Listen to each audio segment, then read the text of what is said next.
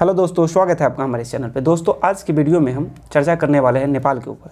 आज की वीडियो में हम जानेंगे नेपाल एंग्लो युद्ध क्या था, यानी कि नेपाल जो अंग्रेज़ के साथ युद्ध हुआ उसके बाद एक सुगौली का संधि हुआ, उसके बारे में जानेंगे। साथ ही जानेंगे अखंड नेपाल क्या था, अखंड भारत का हिस्सा नेपाल था या नहीं। साथ ही जानेंगे नेपाल की स्थापना में किसकी भूमिका मुख्य थी, इसी सब के बारे में जानेंगे। तो चलिए बिना किसी देरी के वीडियो को स्टार्ट करते हैं। दोस्तों, इसके अगले वीडियो में हम आपको बता देंगे नेपाल और भारत के बीच में संबंध।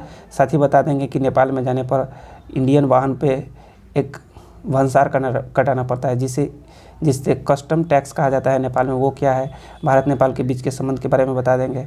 और साथ ही बता देंगे कि इंडिया का जो कोई गाड़ी अगर 3 लाख में मिलता है तो नेपाल में कैसे 20 लाख हो जाता है। तो इस सब के अगले वीडियो में डिस्कस करेंगे। वीडियो थोड़ा लंबा हो जाता है, इसके लिए हम अगले वीडियो इसको 2 पार्ट में बना रहे हैं। तो चलिए स्टार्ट करते हैं। देखिए, अखंड भारत की अगर बात कीजिएगा तो उसमें नेपाल आता है कि नहीं आता है, इसके बारे में आप जानिए। सिर्फ इतना जानिए कि चंद्रगुप्त मौर्य के काल में नेपाल नाम का कोई शब्द नहीं था, और जिस क्षेत्र में अभी नेपाल है वहाँ पे चंद्रगुप्त मौर्य का शासन हुआ करता था। तो इससे आप अंदाज़ा लगा सकते हैं कि हाँ, शायद नेपाल इंडिया के अखंड भारत का हिस्सा हुआ होगा। हालांकि आप अगर सतयुग में चलिएगा, श्री राम और सीता के जन्म के समय चलिएगा, तो वहाँ पे राजा जनक के स्थल था जिसे मिथिला नगरी कहा जाता था। मिथिला नगरी में हालांकि इंडिया का भी कुछ पार्ट आता था, जो आप अभी देखते हैं दरभंगा, मधुबनी, ये सब सीतामढ़ी, वो सब मिथिला के क्षेत्र में आता था। आपको पता होना चाहिए, या पता होगा कि आप रामायण देखे होंगे तो उसमें पता होगा कि जब मिथिला क्षेत्र में बहुत ही बड़ा बारिश न होने के कारण एक बहुत ही बड़ा संकट आया हुआ था, तो राजा जनक ने खुद हल चलाया और हल जोतते समय सीता जी का जन्म हुआ। उसके बाद वहाँ पे बारिश हुआ, तो इसके बारे में आपको पता होगा। उससे पहले हालांकि उस क्षेत्र को नेपाल के नाम से नहीं जाना जाता था, नहीं कहीं लिखित प्रमाण मिला है इस बात का। देखिए, नेपाल को एकत्रित करने के लिए अगर आप नाम जानते होंगे तो एक मुख्य नाम पृथ्वीनारायण शाह। यह अपने गोरखा राज्य का राजा हुआ करता था, और गोरखा सैनिक के बदौलत बहुत सारे राज्यों को जीतता गया, और धीरे धीरे यह 1768 तक लगभग बहुत सारे राज्य जीत गया, और उसको एक नाम दे दिया नेपाल। और नेपाल नाम मिलने के बाद 1769 में इसका राजधानी काठमांडू घोषित कर दिया। अखंड नेपाल, अगर आप अखंड नेपाल के बारे में जानना चाहते हैं तो नेपाल जो अभी दिख रहा है आपको, यह उतना ही नहीं था। नेपाल लगभग अपना बहुत सारे हिस्सा खो दिया है, जिसमें से आप भारत का राज्य देखिएगा तो उत्तराखंड, हिमाचल प्रदेश, ये सब कभी नेपाल का हिस्सा हुआ करता था। इधर आप देखिएगा तो सिक्किम, उत्तर प्रदेश का बहुत सारे ज़िला, फिर बिहार का पूर्वोत्तर ज़िला सब है, वो सब कभी नेपाल का हिस्सा हुआ करता था, लेकिन फ़िलहाल अभी नहीं है। आखिर क्यों नहीं है, तो ये आपको जानने के लिए सुगौली संधि जानना पड़ेगा। देखिए, नेपाल और अंग्रेज़ के बीच में एक युद्ध हुआ था 1814 से लेकर 1816 ईस्वी, वहाँ पे युद्ध हुआ था, उसमें सुगौली का संधि हुआ था। देखिए, बात 1813 के है, जब लॉर्ड हेस्टिंग इंडिया के बंगाल में गवर्नर जनरल बन के आए। देखिए, वारन हेस्टिंग अलग है, लॉर्ड हेस्टिंग की बात हम कर रहे हैं। तो लॉर्ड हेस्टिंग आया तो वह देखा कि इंडिया के लगभग सभी क्षेत्र से मुझे सब्सिडी आता ही है, यानी कि सभी क्षेत्र पर मुझे पैसा आता ही है, बस कुछ क्षेत्र है जो अभी बाकी है। और इधर पूर्वोत्तर में देखा तो बोला कि नेपाल भी एक है, तो उसने सोचा कि चलो ठीक है, अब नेपाल की ओर देखते हैं। तो उसने सबसे पहले नेपाल से बोला, इस बगल में तिब्बत है, उसने सोचा नेपाल के रास्ते हम तिब्बत में व्यापार भी कर सकते हैं। तो नेपाल को बोला कि देखिए, तिब्बत में हमको व्यापार करने के लिए रास्ता दो। तो नेपाल तो जानता था इस साला सब बहुत पगला है, ऐसा ही कहता है कि व्यापार करने के लिए रास्ता दो, व्यापार करेंगे, और बाद में पूरे देश हथिया लेता है। तो नेपाल इसको सीधे मना कर दिया कि नहीं, हम नहीं रास्ता देंगे। तो बोला कि नहीं रास्ता दोगे, चलो ठीक है। तब यह इंडिया में बॉर्डर डिस्प्यूट किया, यानी कि बॉर्डर के बारे में बोला कि नहीं, तुम्हारा बॉर्डर उधर से है, नेपाल का रहता मेरा इधर से है। तो इसी के बीच में एक युद्ध का घोषणा कर दिया, जिसे नेपाल एंगल युद्ध, यानी कि अंग्रेज और नेपाल के बीच में हुआ युद्ध कहा जाता है। हालांकि इसका शुरुआत 1814 में हो गया, इसका अंत 16 में हुआ।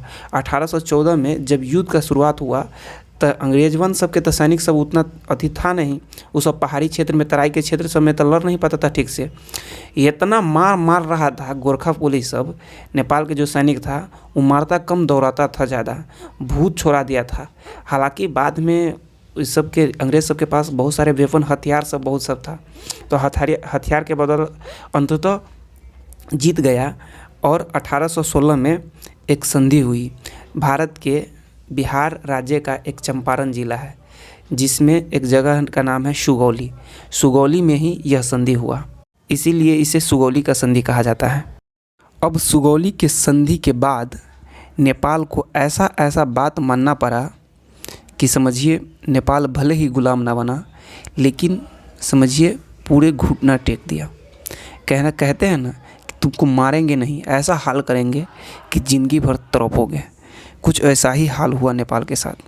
नेपाल से कहा गया कि देखो, पिछले कुछ दिन में जितना भी क्षेत्र तुम जीते हो वो सब तुमको वापस करना पड़ेगा।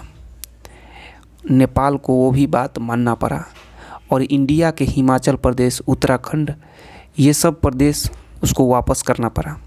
और उधर से एक सीमा बना दिया। लिपू लेक और लिम्पियाधुरा के क्षेत्र में एक नदी है जिस नदी का नाम सरदा नदी या महाकाली नदी कहा जाता है। उधर से उस नदी का क्षेत्र बना दिया और इधर से सिक्किम राज्य को भी बोला कि सिक्किम राज्य भी तुम इंडिया में दे दो। तो बोला कि सिक्किम राज्य पे तो हम 40 साल से राज कर रहे हैं, कहीं उसका क्या मतलब हुआ, ये भी देना पड़ेगा। नेपाल को ये भी बात मानना पड़ा। और फिर उसके सेकेंड बाद में उसको बोला कि देखो, तुम्हारा सेना ना, गोरखा पुलिस बहुत ही ताकतवर है, इसे तुमको हमारे युद्ध में साथ, हम अपने आर्मी में इसे रखना चाहते हैं और तुमको देना पड़ेगा। ये भी बात माना। देखिए, अंग्रेज़ को पता चल गया था कि गोरखा पुलिस इतना ताकतवर है कि यह बिना हथियार को ही कहीं पे वार कर सकता है और यह गोरखा पुलिस को अपने आर्मी में सेलेक्ट करना चाहता था।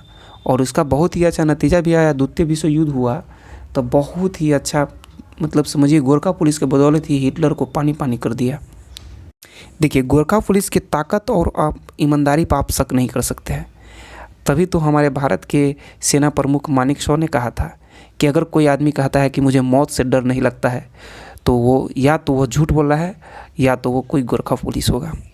और तीसरा कहा कि देखो, मेरे ब्रिटिश एम्पायर का एक तुम्हारे वहाँ सब्सिडरी उछलने के लिए तुम्हारे काठमांडू में जाएगा और काठमांडू में ही रहेगा।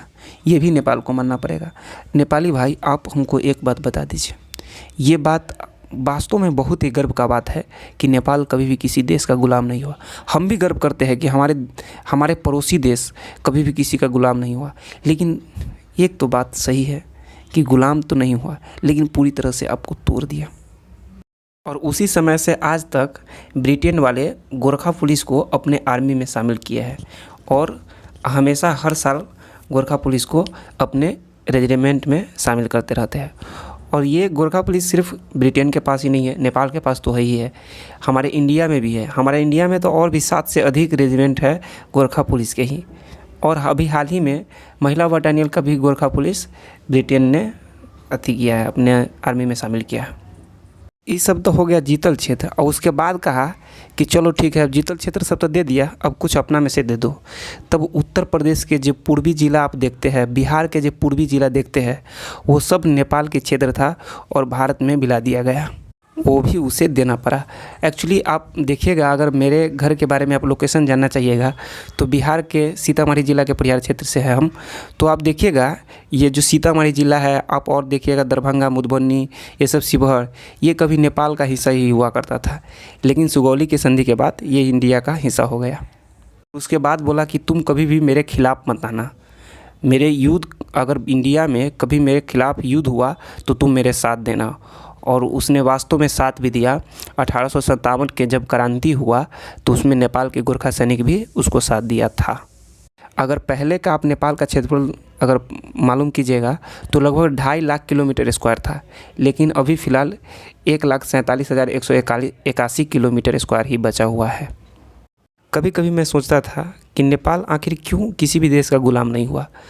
तो मुझे लगता है कि बहुत सारे कारण में से एक ये भी कारण था कि जब सुगौली की संधि हुआ उसके बाद नेपाल हर एक बात अंग्रेज़ को मान लिया और उसके एक साथ देने के लिए सेना, बहुत सारे सेना का एक फ़ौज भी नेपाल से मिल गया। और 1857 में भी उस इंडिया में विद्रोह हुआ था, सैनिक विद्रोह, उसमें भी नेपाल का सेना साथ दे दिया। तो ये भी कारण हो सकता है उनमें से एक, जो नेपाल गुलाम नहीं बन पाया। तो आशा करते हैं कि आपको ये वीडियो पसंद आया होगा। अगर पसंद आया तो लाइक कीजिए, अगर कोई डाउट है तो कमेंट में पूछिए, अगर चैनल पर नया है तो चैनल को सब्सक्राइब कीजिए। तब तक के लिए गुड बाय।